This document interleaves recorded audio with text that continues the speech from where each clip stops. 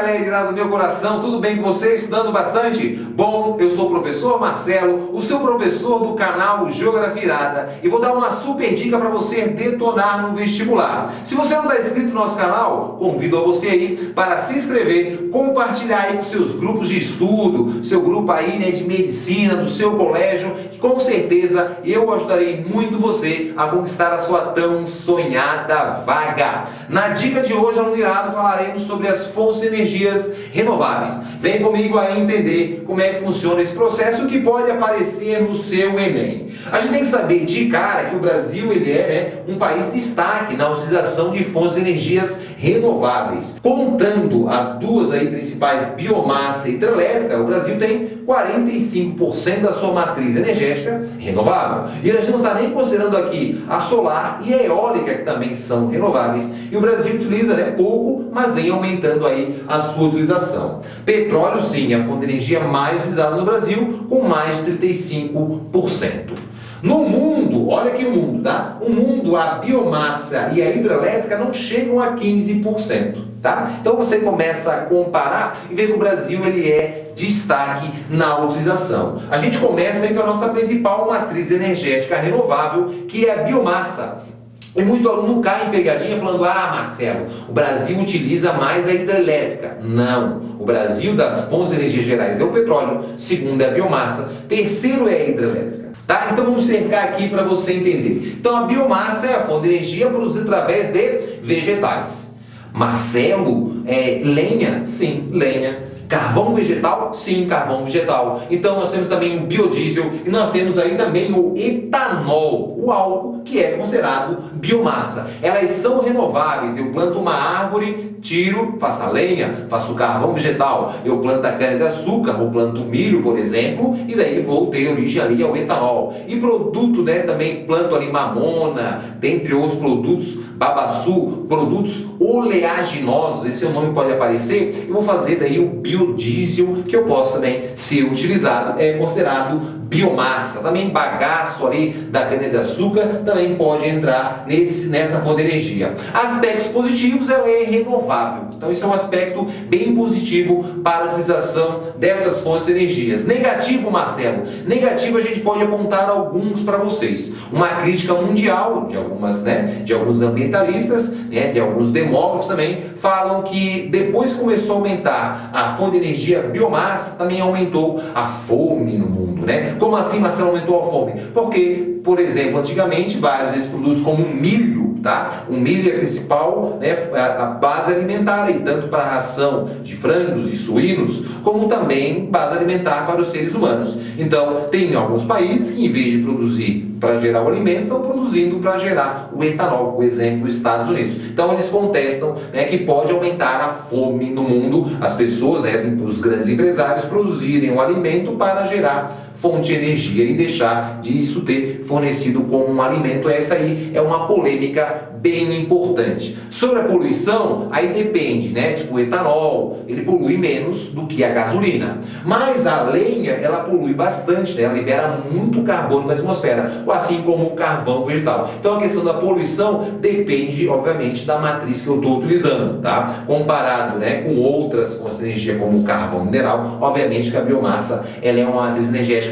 menos poluente. Tranquilo, Nirado? Então essa aqui é a nossa biomassa. Vamos falar então para você da energia hidroelétrica. O Brasil tem um grande percentual, Mais aí de 85% da nossa matriz energética vem da água, Então através das nossas usinas hidroelétricas. Então é feita uma barragem, Nós temos ali um grande reservatório, um lago, que ele vai ficar ali controlando, obviamente, essa energia potencial, vai passar ali por dutos e vai passar pela turbina, dando origem, assim, gerando a energia. Tem um gerador e depois a energia ela é distribuída e assim utilizada no Brasil inteiro, beleza? Então nós temos aqui, Marcelo, pontos positivos, vai cercar mais isso para vocês, Pontos positivos é uma energia, barata, é uma fonte de energia aí que é renovável, isso tudo é positivo. Antigamente a gente falava que é uma fonte de energia totalmente limpa, Marcelo? Ah, Marcelo, ela não é limpa? A geração de energia em si com a água, ela é limpa, a água passa na turbina e não gera poluentes.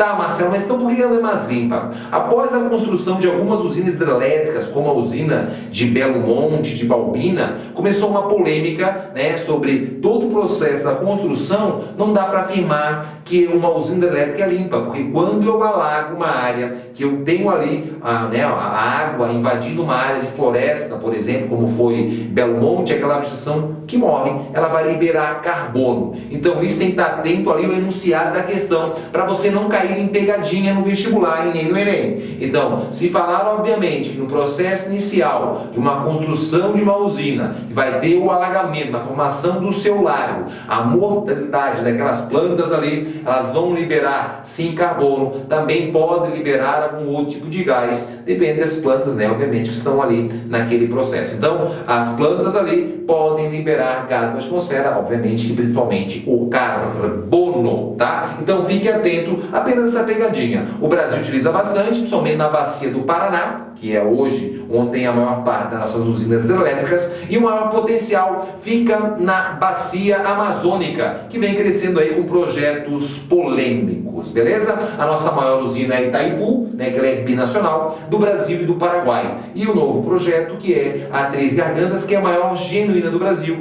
que fica lá, né, na região lá do Rio Xingu, na bacia amazônica aí, um projeto bem polêmico, tá, galera ligada? Bom, eu ia falar da energia eólica, que o Brasil vem investindo bastante, aumentando a sua utilização. A energia eólica, através do vento, é uma energia renovável. Então, quais são as suas vantagens, né? Ela não provoca poluição ambiental. Ela pode ser explorada em zonas isoladas. Se você botar aqui, né, uma torre, ali outra torre, deixa ali só as duas, bota uma outra lá longe, obviamente depende da intensidade do vento. As regiões do Brasil são o Nordeste e o Sul com maior utilização, tá? Ela exige tecnologia, tá? Ela é inesgotável e ela cria bastante emprego, isso é positivo. Os negativos, né? Aqui está um tema aqui que é bem polêmico, que eu já vi isso em livros, é por isso que eu botei para você, tá? Eu fiz até visitas recentemente aí em algumas usinas eólicas para conversar ali com os engenheiros, e eles afirmam que aquele problema que tinha anteriormente do barulho que afetava toda a questão ali com a poluição sonora, tanto eu fui lá e eu mesmo não escutei nenhum barulho, mas que aquilo já foi resolvido com a nova tecnologia. Então as antigas sim, elas davam um ruído que afetava até o ciclo migratório das aves. Hoje em dia, os engenheiros afirmam que esse barulho, devido à nova tecnologia, não é feito, não gera nenhum problema ao ambiente, no caso, as aves. Ela altera a paisagem e também tem um problema dela depender do tempo. Assim como a hidrelétrica, assim como a solar, elas dependem do tempo, Pega um momento de estiagem, vai gerar menos energia. Momento de menor intensidade de vento, vai gerar menos energia. Momento de menos intensidade solar, vai gerar menos energia.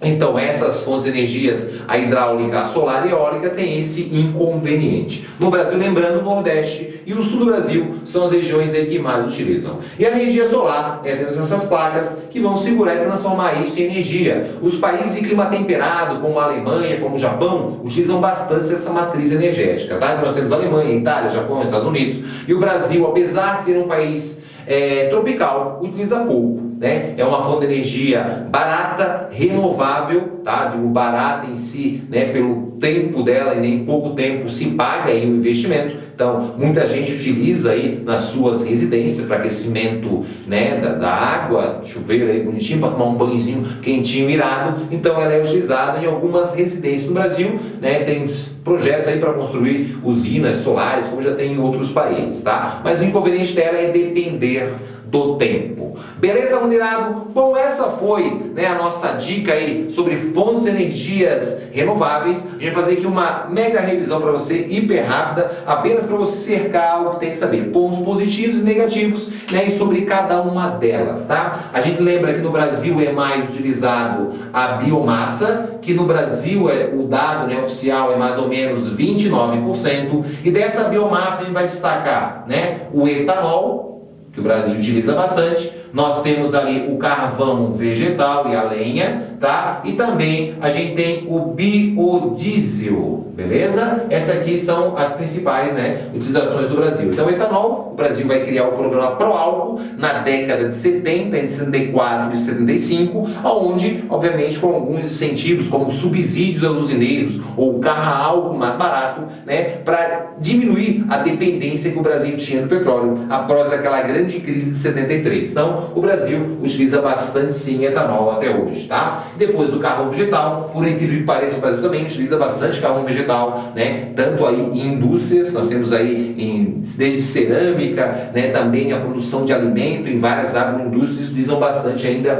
o carvão vegetal e a lenha, tá, mulherada? O biodiesel também vem crescendo muito no Brasil, através da mamona, né? De produtos oleaginosos. Teriam mais outros produtos, tá? Aí depois aqui, a biomassa, lembra do positivo, ela é renovável, né? Ela, digamos assim, é uma fonte de energia inesgotável. Vou plantar lá uma árvore, vou tirando ela e vou produzindo carvão vegetal. E assim não teria, né, um fim, né? Como uma fonte de energia como petróleo, carvão mineral, o gás natural, que ele tem um fim, né? A utilização ele demora milhões de anos na sua formação. Então, esse é um processo interessante para falar sobre ela. E a polêmica dela, né, obviamente, alguns ambientalistas acabam falando, né? Alguns estudiosos aí falam que muitos países, né, muitos empresários estão deixando de produzir o alimento para produzir o combustível, isso aumentando a fome, né, a distribuição de alimento pelo mundo. É uma polêmica que a gente não pode descartar, né, e tem que entender. E além disso, a gente vai falar de outras fontes de energia, começando com a hidroelétrica, que o Brasil sim é a nossa principal matriz energética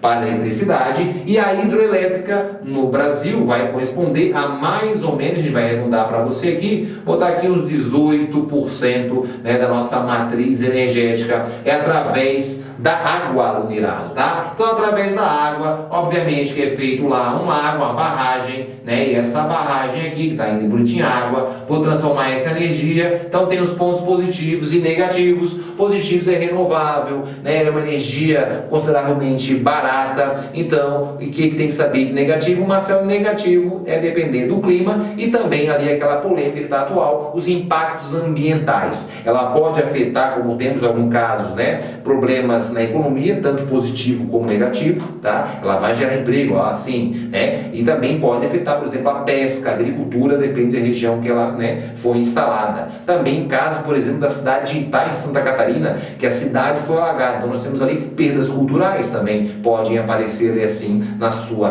provita, beleza? A bacia hidrográfica que o Brasil mais utiliza é a bacia do Paraná e o maior potencial é a bacia amazônica, tá? Para fechar, energia eólica e solar, as duas fontes de energias são renováveis, né? Elas também são inesgotáveis, né? A gente sabe que dia de sol, né, e dia com vento se produz energia. E a polêmica é, obviamente, dia sem sol e dia sem vento não produz energia. Então isso aí é um fator negativo, ela depender do clima, né? A eólica pode aparecer, porque em vários livros aparece a questão do barulho, que afeta, né, toda a corrente migratória das aves, apesar de novos livros aparecerem que já foi resolvido. Inclusive eu tive visitando uma e falo para você, né, que eu não vi nenhum barulho, e também o engenheiro, eu questionei ele falou que já foi resolvido esse problema, tá? Então a gente tem que entender, né, e ela também gera emprego, tá? Porque quando eles constroem essa torre, né, para produzir a energia numa fazenda, aquela família lá num sítio, que seja, aquela família vai ganhar um aluguel, né, por essa geração de energia se for instalada na sua propriedade. Também é um aspecto positivo. Tranquilão? Bom, aluno irado, uma dica rápida, uma dica para te ajudar aí no vestibular do Enem. Um super beijo no seu coração. Espero você na nossa próxima semana com uma dica irada, Marcelo. Mas que dica que vai ser? Galera, a gente vai sair um pouquinho de fontes de energia e vamos dar uma dica para você sobre industrialização brasileira. Eu confio em você e sei que você vai ganhar a sua vaga aí no ensino superior. Beijo no seu coração. Até semana que vem, aluno irado.